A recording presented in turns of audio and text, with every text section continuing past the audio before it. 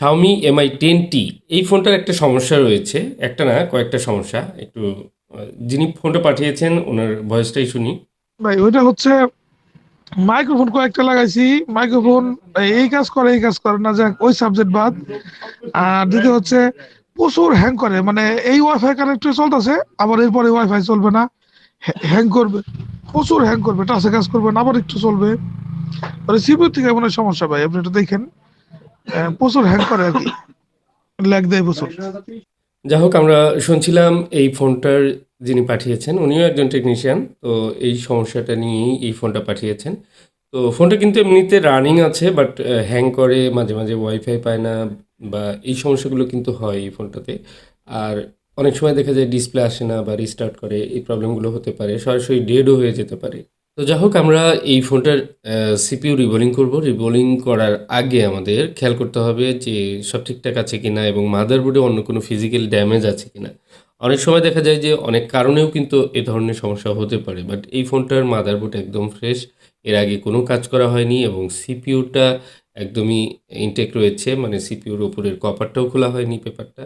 তো আমি খুলে নিলাম এবং কি র্যামটা রিমুভ করব, এরপর সিপিইউ রিমুভ করে আমরা এই ফোনটার যে কাজ সেটি করব। তো রানিং ফোনে এই ধরনের কাজ করতে গেলে অবশ্যই ঝুঁকি থাকে, রিস্ক থাকে যে ফোনটি আবার অন নাও হতে পারে। বাট এ ধরনের কাজগুলো যত বেশি এক্সপার্ট লোক দিয়ে করা যাবে ততই কিন্তু সেই ঝুঁকিটা কমে যাবে। তো যাই হোক আমি যেহেতু প্রসেসর নিয়েই কাজ করি, বিভিন্ন ধরনের সিপিইউর বা এই ধরনের র্যাম সিপিইউ রিবোলিংয়ের কাজগুলো অনেক অসংখ্য ভিডিও আপনারা দেখতে পাবেন আমার চ্যানেলে। তো আত্মবিশ্বাস নিয়েই আমি কাজ করার চেষ্টা করি এবং কি তারপরেও অ্যাক্সিডেন্টলি যদি ডেট হয়ে যায় সেজন্য অনেক সময় কিন্তু রিস্ক নিয়েই কাজ করতে হয় এই ফোনগুলো। তো যাই হোক আমি গ্লু কাট করে নিচ্ছি এবং কি গ্লু কাট করে র্যামটা রিমুভ করার চেষ্টা করব এবার। এবং কি খুব বেশি হিট না দিয়ে, এটা কিন্তু খুব পাতলা র্যাম, অতিরিক্ত হিট বা অতিরিক্ত এয়ারও দেওয়া যায় না। তারপর একটা কন্ট্রোলে রেখে হিট টেম্পারেচার অ্যাপ্লাই করে তারপর কিন্তু র্যামটা আস্তে আস্তে ধীরে ধীরে আমি রিমুভ করার চেষ্টা করছি। দেখুন এটি মাইক্রনের র্যাম, আর মাইক্রনের র্যামগুলো, মাইক্রনের স্টোরেজগুলো এগুলো কিন্তু দেখা যায় হিটের কারণে অনেক সময় খারাপ হয়ে যায়। বিশেষ করে এই ধরনের যে র্যামগুলো সেগুলো হিট দিলে অনেক সময় যে ভোল্টেজ লাইনগুলো সেগুলো কিন্তু শর্ট দেখায়। তো র্যাম রিমুভ শেষ এবং ক্লিন করে নিলাম উপরের অংশটি। কারণ হচ্ছে যে র্যামের যে বলগুলো থাকে বা এখানে ব্ল্যাক পেস্ট থাকে সেগুলো থাকলে অনেক সময় সিপিইউতে কিন্তু হিটটা ঠিকমতো লাগে না। যে কারণে এই ধরনের প্রসেসরগুলো রিমুভ করা একটু কষ্ট হয়ে যায়। আবার অনেক সময় দেখা যায় যে আমরা সাইড দিয়ে কিন্তু যে হিট প্রুফ ট্যাপ লাগিয়ে নিই, হিট প্রুফ ট্যাপের কারণে কিন্তু হিট কম লাগে, যে কারণে কিন্তু হিটটা শোষণ করে নেওয়ার কারণে প্রসেসর রিমুভ হতে লেট হয়। সো অনেক বিষয় খেয়াল রেখে প্রসেসর রিমুভ করতে হয়। দেখুন প্রসেসরটি রিমুভ খুব সুন্দরভাবে হয়েছে এবং এই প্রসেসরটি রিমুভ হওয়ার পর আমাদের প্রথম স্টেপ হচ্ছে মাদারবোর্ডের বলগুলো ক্লিন করা। মাদারবোর্ডের বলগুলো একদম যথাযথভাবে ক্লিন করার পরেই আমরা প্রসেসরে যাব। প্রসেসরটা ক্লিন করব। আর প্রতিনিয়ত এ ধরনের ভিডিও দেখতে আপনারা চ্যানেলটা অবশ্যই সাবস্ক্রাইব করে রাখবেন। সাবস্ক্রাইব করে বেল বাটনটি প্রেস করে রাখবেন। এতে করে নতুন নতুন ভিডিওগুলো আপনার কাছে কিন্তু সবার আগে পৌঁছে যাবে। তো যাই হোক এবার আমি কিন্তু মাদারবোর্ডটি ক্লিন করছি। মাদারবোর্ডটি ক্লিন করার সময় এই বিষয়টি খেয়াল রাখতে হবে আশেপাশে যেন কোনো কম্পোনেন্টস মিসিং না হয়। আর যদি হয়ে যায় তাহলে সেটা কোন লাইনের কী ক্যাপাসিটর নাকি রেজিস্টর সেই বিষয়টি কিন্তু খুব খেয়াল রাখতে হয়। তো যাই হোক আমি সবসময় এই বিষয়গুলো বলে থাকি, তারপরেও বারবারই বলতে হয়, কারণ হচ্ছে যে এগুলো একটি বেসিক বিষয় যেগুলো সিপিইউ রিবোলিংয়ের সময় অবশ্যই খেয়াল রাখতে হয়। সেটা যে কোনো আ বড় টেকনিশিয়ান হোক, ছোট টেকনিশিয়ান হোক বা নতুন হোক, পুরানো হোক, সবার দিকে কিন্তু একই বিষয়। তো যাই হোক আমি সুন্দর করে মাদারবোর্ডটি ক্লিন করে নিচ্ছি এবং কি এখানে দেখুন অলরেডি কিন্তু আমার একটি ক্যাপাসিটর উঠে এসেছে। ক্যাপাসিটরটি আমি দেখলাম এবং কি সেটা কিন্তু আমি লাগিয়ে নিব। তো এই যে বিষয়টি এটি অবশ্যই লক্ষণীয় যে আমরা যদি এমন কোনো ক্যাপাসিটর রয়েছে যেগুলো হচ্ছে সিরিজ লাইনে থাকে, কোনোটা প্যারালালে থাকে, এই জিনিসগুলো খেয়াল রাখতে হয়। অনেক সময় একটা এক্সো লাইনের ক্যাপাসিটর মিসিং হয়ে যাওয়ার কারণে কিন্তু সেট ডেড হয়ে যায়। তো এই হচ্ছে বিষয়। এগুলো অনেক গুরুত্বপূর্ণ হয়ে থাকে, খেয়াল রাখতে হয়। তো এবার আমি সিপিইউটা ক্লিন করব। সিপিইউতে হালকা একটু গ্লু রয়েছে, কালো, কালো দেখতে পাচ্ছেন আপনারা। এটা পরিষ্কার করে নিতে হবে। আমি সোল্ডারিং আয়রন এবং এসএমডির কম্বিনেশনে আমি কিন্তু এটা পরিষ্কার করে থাকি বেশিরভাগ। অনেক সময় দেখা যায় যে একেক সময় একেকভাবে ক্লিন করে থাকি। তো যাই হোক এটা ক্লিন হয়ে গেলে আমি একটু ব্রাশ করে নেব। কারণ হচ্ছে যে অনেক সময় হালকা পাতলা ময়লা থাকে, আঠা থাকে যেগুলো পরিষ্কার হতে চায় না। ব্রাশ করে দিলেই সেগুলো ক্লিন হয়ে যায়। তো যাই হোক আমি সুন্দর করে ব্রাশ করে নিলাম এবং আমার আইসি ক্লিনিং শেষ। এবার আমি র‍্যামটা ক্লিন করব। র‍্যামের মধ্যে টোটালি বলতে গেলে গ্লু নেই। তারপরেও একটু যা আছে আমি ক্লিন করে নিচ্ছি এবং ডিসোল্ডারিং উইকের মাধ্যমে আমি সেটা কিন্তু ক্লিন করে নেব। র‍্যামটা কিন্তু খুবই পাতলা হয়ে থাকে। আর এই র‍্যামগুলো ডিসোল্ডারিং উইক দিয়ে হালকা একটু পরিষ্কার করলে অনেক সময় দেখা যায় যে আ যে লাইনগুলো থাকে বলগুলো সেগুলো কিন্তু অনেক সময় স্ক্র্যাচ হতে পারে, সেগুলো খেয়াল রাখতে হবে। তো শাইনিং এর জন্য আমি একটু ব্রাশ করে নিচ্ছি। দেখুন প্রত্যেকটি লাইন কিন্তু একদম চকচকা ঠিক আছে, চকচক করছে। তো এবার আমি রিভলভ করলে খুব সুন্দরভাবে আশা করি বল হয়ে যাবে।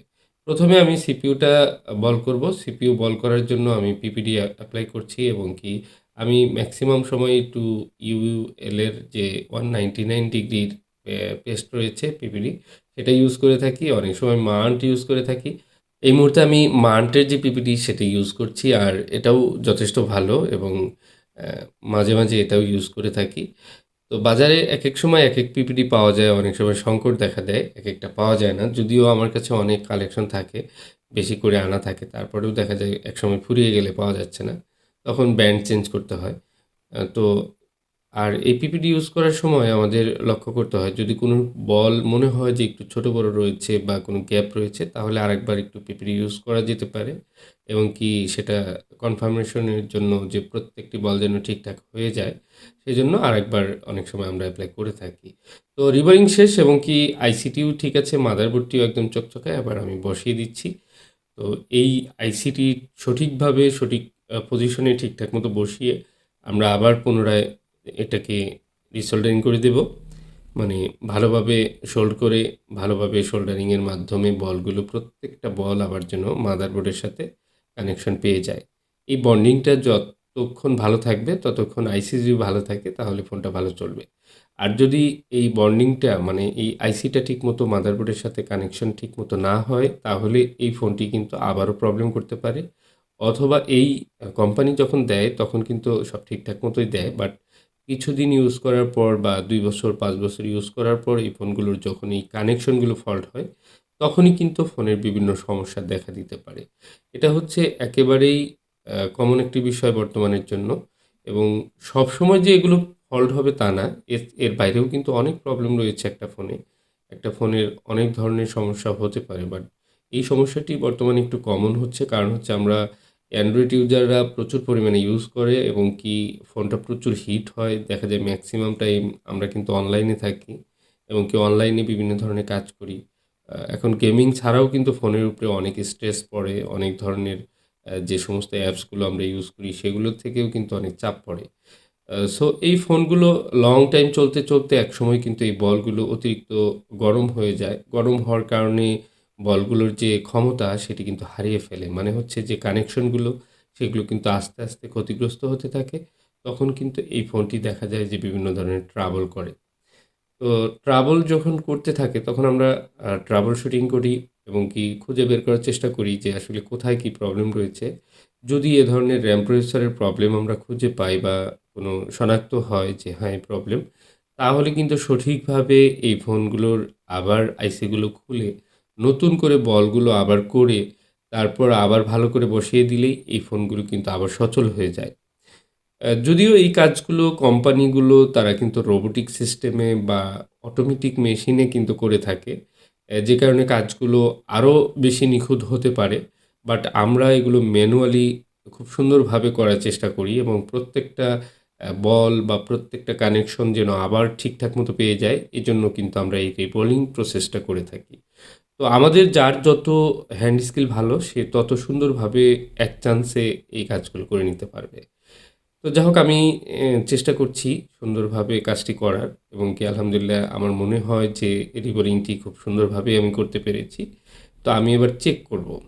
ফোনটা যদিও অনই ছিল এবং কি ফোনটা যে প্রবলেমগুলো ছিল দেখুন আলহামদুলিল্লাহ ফোন কিন্তু আবার এমআই লোগো আসছে। মানে হচ্ছে ফোন ডেড হয়নি। ফোনটা অন রয়েছে এবং কি সম্পূর্ণ অন হয়ে যাবে আশা করি। আর এই ফোনটা দীর্ঘক্ষণ ইউজ করার পর হয়তো কোনো প্রবলেম পাওয়া যায় কিনা সেটা চেকিং করা যাবে। আরেকটি প্রবলেম আছে এটার মাইক্রোফোন প্রবলেম। আর মাইক্রোফোন প্রবলেমটা আসলে মাইক্রোফোন থেকেই ছিল এবং কি সেটিও সলভ করা হয়েছে এবং কি ফোনের যে হ্যাঙ্গিং প্রবলেম, ওয়াইফাই প্রবলেম এই প্রবলেমগুলো আশা করি আর হবে না। তো ভিডিওটি ভালো লাগলো কিনা সেটির মতামত আপনারা জানাবেন এবং ভিডিওটি শেয়ার করে রাখলেও অনেক মানুষের উপকার হবে। আশা করি আপনারা আপনাদের নিজ নিজ সোশ্যাল মিডিয়াতে শেয়ার করে দিবেন। ধন্যবাদ সবাইকে ভিডিওটি শেষ পর্যন্ত দেখার জন্য। আজকের মতো এই পর্যন্তই। আসসালামু আলাইকুম রহমতুল্লাহ।